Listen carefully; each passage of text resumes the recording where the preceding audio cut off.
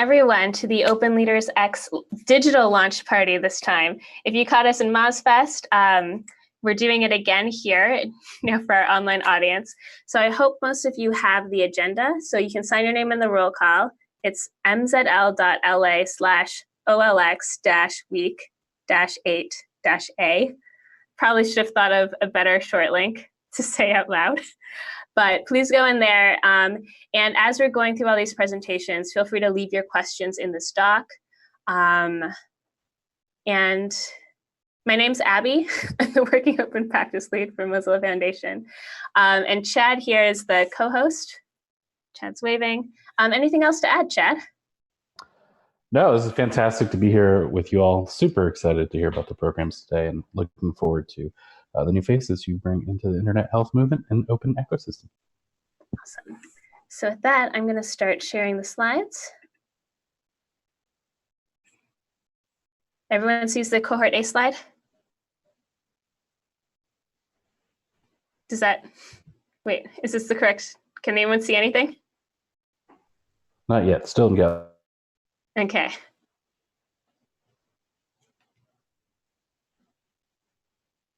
Do you see anything yet? Yes. Okay, perfect. Oh, I feel like my internet's a little slow. And with that, I'll pass it off to Emmy. Hi, everyone. My name is Emmy. Scientific publishing and research communication are broken, and I'm going to try and explain why. The internet was built by scientists for scientists to share their work with more people faster and easier. And while it changed the way that we share many things, from photos of cats to restaurant reviews, most of science is still published and consumed online as documents that look the same way as they were like 100 years ago. This encouraged many irresponsible behaviors in research, like the evaluation of research quality solely based on journal names and impact factor. But not all hope is lost. In the last decade, we saw the growth of the open science movement, researchers trying to better use the internet to share their work, from social media to open repositories. We believe that well-designed, community-driven open tools can drive a cultural change in research and change the way that we share, consume, discover, and evaluate research. Having organized hackathons in the past to fuel these innovations, we realized that there are no lack of these innovative ideas as to what these tools may look like. What is missing is actually guidance and support on how to build them openly and to invite contributions and to ultimately make them sustainable. For this reason, we at eLife are launching Innovation Leaders, a 14-week mentorship and open leadership training program for innovators developing tools, platforms, and community projects to drive forward research communication. So if you're interested, you can apply, well, you will apply with your own project idea for an open tool, platform, or community event. And starting February next year, you will progress through a curriculum that covers topics from building a roadmap and contribution guides to basic product design and financing. You will do this through attending weekly hour-long cohort calls where you will hear from guest speakers and discuss with and learn from other cohort members. Every other week, you will have a mentorship call with your assigned mentor, who will be there to basically support you through your journey and to put you in touch with experts when you need specific help with particular aspects of your project. Towards the end of the program, we hope that you will be empowered to lead your project openly from that point on. And if you're interested, we're happy to discuss with you and to evaluate your project for opportunities for further support from eLife. So if you're interested, please visit this website that you should be able to see on the screen right now to find out more. Application is open since last week at MozFest, 2 weeks ago, and all the way until December 8th. I'm happy to answer any questions on this call, or if you have any please don't hesitate to reach out to me using the contact information on the website as well. If you have any specific requirements to enable your participation, please don't hesitate to get in touch.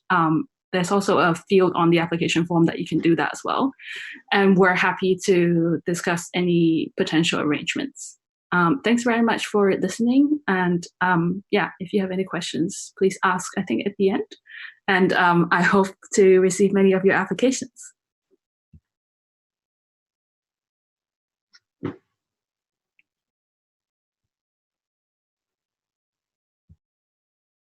Hello. Sorry, I couldn't find the unmute button. Okay, yes. We are doing questions at the end. Thanks for pointing that out, Emmy. And now to Alex. Go ahead. Yeah, I found the unmute button. Hello, everybody. I'm Alex, and I'm presenting the Open Leaders for Hardware program, which we developed as a team. We are very interdisciplinary. First of all, you see the small pictures there on the slide. Jose, he is an industrial designer. Julieta, she is studying science and technologies, basically from a social science perspective. And myself, I'm used to work at Technical University as a microbiologist in research, and now I'm basically working as a STEM educator. And Andre, and he is a neuroscientist at the University of Sussex. We have already diverse background in open hardware development, and especially also in open science hardware development. And we are already spread in different communities and have our own open hardware projects. Right, and this is why we came together and started to work on our Open Leaders for Hardware program, because we think that openness is a bit different in hardware than compared to software, especially, for example, if you think about resources and so on. And we want to strengthen the open hardware community by empowering open leaders to follow the best practices and to grow a community to create sustainable projects. And we want to create this program to guide interested people through the path to bring their own project to the next level.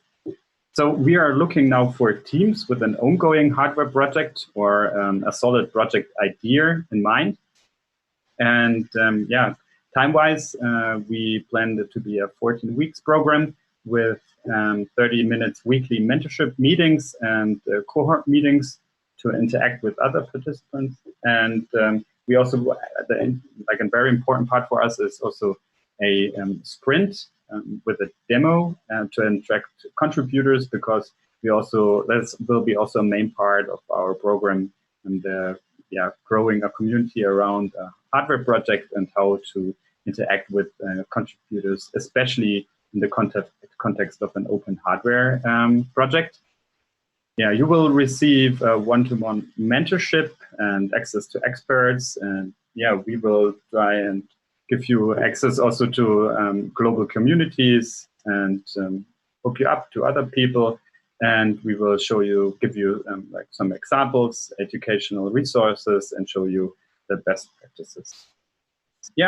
On the slide, you can see our webpage, openhardware4.me, and there you can apply.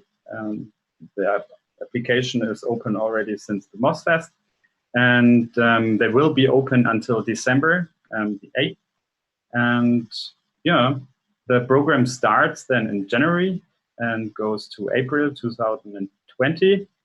And if you want to collaborate also as mentor or expert, you can spread the word, send us an email via the contact details which are on the website. And we would be glad if you could help us by also sharing the link to the applications, and you will find a lot more information about our program and what we think about it, and about our schedule and everything on our website. Thank you very much.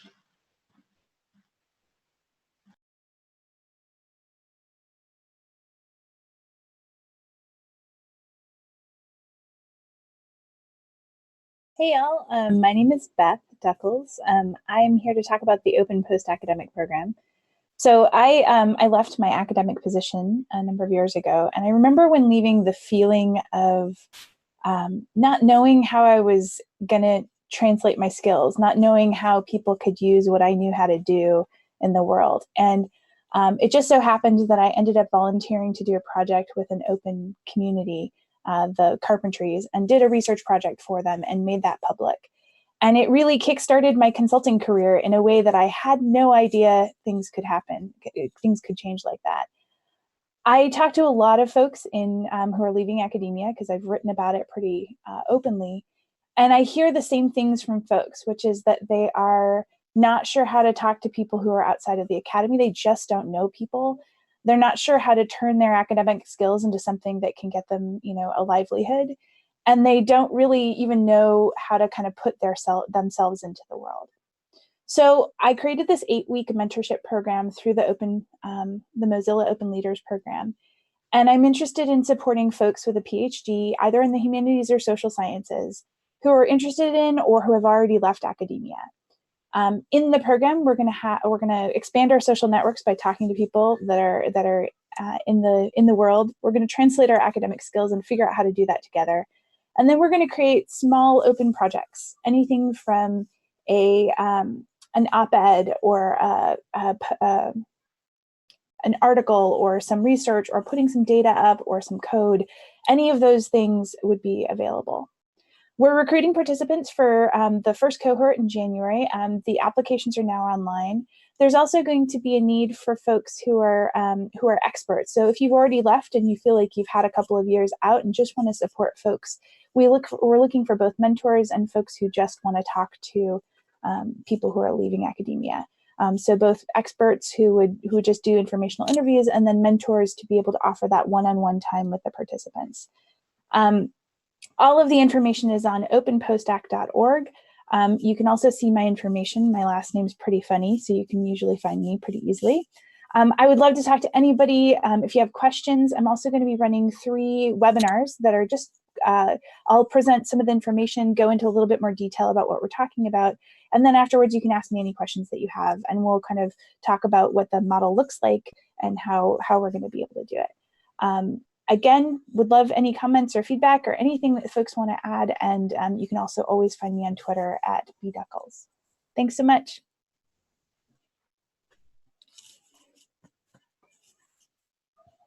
Hi guys, so I am Chepkoech Maureen, and I'll be talking about accessible online security. So this is training and mentorship program that we aim to run in Kenya as from January 2020. And our main aim is to nurture new voices of digital safety and openness in Kenya. So the main motivation towards us developing this project is because Kenya as a country is currently spending up to 295 million in responding to cases of cybercrime. Also, we have great adoption of use of internet, especially due to adoption of e-commerce for business, social media platform for engagements and online transactions. So we saw the need of training people on online security because basically their data is at stake whenever they access the internet. And there's many stories of data breaches in the internet is also instilling fear to other people who could otherwise access the internet to reap its benefits.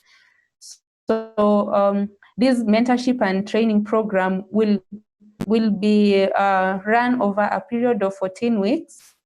Yes, and my colleague Brian will talk about what we'll cover in the 14 weeks. Thank you, Maureen, for that. So in the 14 weeks, we are going to cover various topics, including information security. So this will basically be more like an introduction to how information security impacts their lives. And they'll also get the opportunity to learn various concepts of the same, such as security sensitization, cryptography, and in security sensitization, you will get to learn how to identify phishing emails and attack vectors that mainly affect you as an individual. You'll also get an opportunity to learn more about secure online communications, And here, ideally, you learn how you can improve the security of your online communications using tools such as VPNs, and also how you can adopt cryptography, such as end-to-end encryption in your day-to-day communications, in your mails and messaging platforms. And also just how you can always adopt, say, strong passwords. And we'll try to drive this home. Also, you're going to learn various concepts of privacy laws and regulation. And in privacy laws, you're going to learn about laws such as the GDPR. And in Kenya, there is the Computer Misuse and Cybercrimes Act. So you're going to learn about how these laws impact your lives and how they impact your rights as an individual. And also in our mentorship program, we'll also be having various web literacy sessions where the main idea is just idea exchange and trying to impart certain skills to you as an individual to help you grow as well. So yeah, I'll hand it back to Maureen to continue with the presentation. So yeah, our participants will mainly benefit in the various aspects, and majorly because we'll incorporate our coaches, experts, and mentors into our program. So they'll receive mentorship from that. We'll also guide our participants into developing their own projects that foster inclusion and openness by design. And our participants will also receive resources from our experts and mentors, coaches, as well as the Mozilla Foundation. So the application details are as follows. So for applications, we roll these at the MOSFest, and we hope to get all the applications from the interested parties by 11th of December. And then the link there is to express your interest in participating in your program as a mentee. And then you can also contact me through this email should you be interested in contributing to our project as an expert, a coach, or a mentor, or as a resource provider in terms of resources on training and even advice. So our team is composed of two of us. Me, who is, I have a background in telecommunication engineering and cybersecurity research, and that is my Twitter handle. You can reach out to me whenever you have any questions. And also my colleague Brian, who is a cybersecurity engineer and researcher, and that is his Twitter handle, and you can always connect with us. Thank you.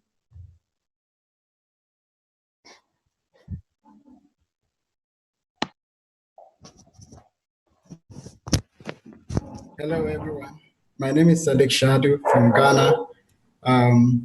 So I'm the co-founder of Global Open Initiative Foundation, and on this project, I'll be working with Greg from Southern Connecticut State University, and we are hoping to launch an open educational resources program in Ghana to train the next generation of open leaders to develop their own open educational resources.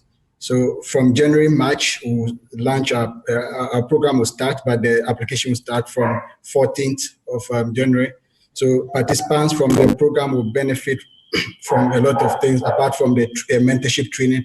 They will get the opportunity to create their own website and be able to develop their own open educational resources. We'll give them the opportunity to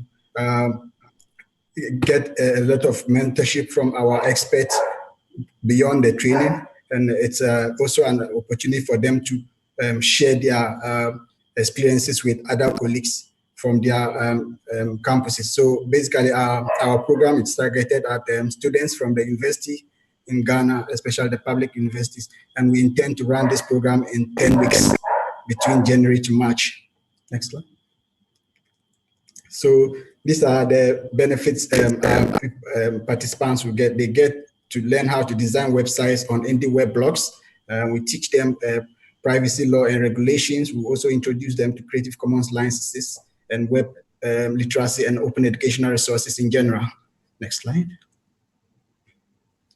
Okay, so yes, so like I mentioned earlier, participants of this program will receive mentorship training from coaches and experts from our community, and we invite people who are interested in supporting us with mentorship or just training some of our participants. So with the training, we intend to invite at least one expert every training. So every week we'll have one expert joining us to share his experiences with people.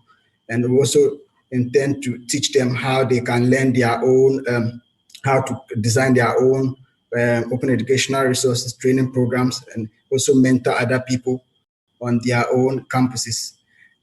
This is also an opportunity for them to learn how to create open educational resources using indie web blogs, like I mentioned earlier. We also introduce them to open resources like Mozilla. Most people still use other browsers, which will probably introduce them to Mozilla and other open tools and resources for their own online teaching and learning. Next up. Okay, so by 14th, application will be opened and program will start on 25th January. There's a link to this application. You can follow the link to register, and my email is there. You can contact us if you have any thoughts or anything you want to share with us. We invite everyone from anywhere in the world. If you are interested in the program, please get in touch. Let's bring you on board and see how you can support our community in Ghana. And this is particularly an exciting program because I've been doing a lot of editathons within the campuses where we help students to set up wiki clubs. And I think it's an opportunity for us to leverage on this partnership that we already have with them. And also just giving them the opportunity to have access to this training and online resources is something that we are particularly excited about. My other co-presenter is not available now, and I'm hoping that he will join in later. So this is me, Sadiq. I'm the co-founder, like I said, from Global Open Initiative Foundation. My Twitter handle is Sadiq25. Greg is also from Southern Connecticut State University. Okay. Thank you.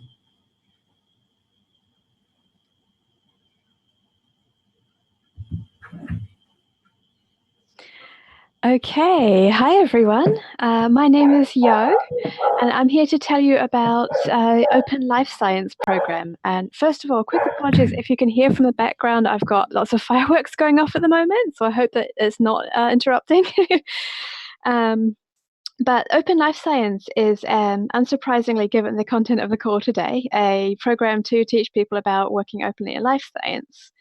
To give you a bit of a background about why that's important, think about the way science works today is basically people are encouraged to work in silos and to actually keep their work closed.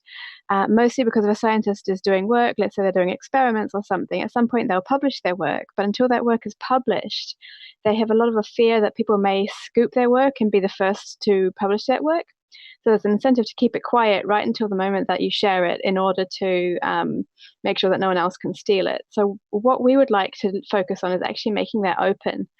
Because if you think about the way science works, it's usually money that's coming from the taxpayer that's funding this science. And additionally, if it isn't actually shared openly, then it's very hard for people to reuse it. So it's not terribly useful or beneficial to society if science is kept closed. So we want to try and break down some of those disincentives and actually teach people about good ways to work openly and to work safely and to share their work on the internet and also face-to-face. So what this program will actually mean is 15 weeks. 1 week you will speak one-on-one with a mentor about a project idea you may have that's in life science. And the second week we will have a group call where you communicate with others who are working in similar domains who would like to share what they've been working on, share ideas, share tips, and maybe you have advice you can offer to others as well. So applications for this are actually open at the minute. They're open until December 8th. You are very, very welcome to visit our website at openlifescience.org or tweet us on OpenLifeSci. And if you have any questions, we're very happy to help out during the application period. Can we go to the next slide, please? And I just want to say the three of us who are working on this at the moment, Berenice Batu, she is based in Germany and she has a lot of experience in training in general. Myself, I'm a research software engineer. I've been working in open source science for quite a while. And Malvika Sharan, she's also based in Germany, but soon will be working in the UK, also strongly oriented towards open science. Thank you very much.